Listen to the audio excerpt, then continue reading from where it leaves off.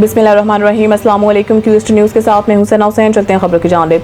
दुरानी अस्पताल की वाक़या की रिपोर्टिंग पर सहाफ़ियों के खिलाफ नारवा रवैया काबिल मज़म्मत है। सहाफ़ी बरादरी का एहतजाज। ज़िला इंतज़ामिया, डिप्टी कमिश्नर, DPO सहाफ़ियों की तरफ दी दरख्वास्त पर फिलफौर नोटिस लें। हरिपुर प्रेस क्लब में मेंबरान प्रेस क्लब, इलेक्ट्रॉनिक मीडिया और यूनियन ऑफ जर्नलिस्ट के अहदेदारान मेंबरान का इजलास में खिताब। सहाफ़ी माशरे की आंख और कान होते हैं जो हर किस्म के हालात और वाक़यात को गैर जानबदारी से अवाम तक पहुँचाने की जिम्मेदारी निभाते हैं।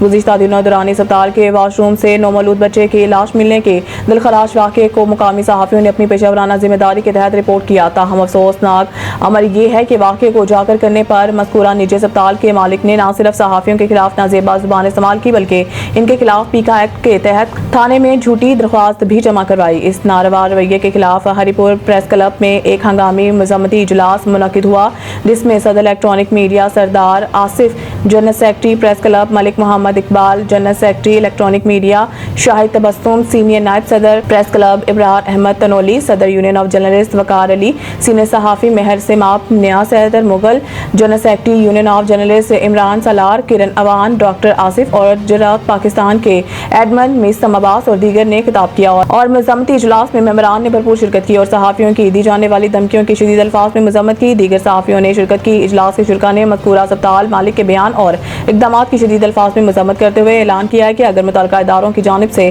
फौरी और मौसर कार्रवाई न की गई तो एहतजाज का दायरा न सिर्फ खैबर पख्तूनख्वा बल्कि मुल्क भर तक बढ़ाया जाएगा। इजलास में deputy commissioner Haripur, DPO, DHO और दीगर मुतल्लिका हुकाम से मुतालबा किया गया कि वो सहाफ़ियों के खिलाफ नाजेबा ज़ुबान इस्तेमाल करने वालों के खिलाफ फिलफौर कानूनी कार्रवाई अमल में लाएं ताकि आइंदा कोई इदारा या फर्द मीडिया की आज़ादी और इज़्ज़त को पामाल ना कर सके।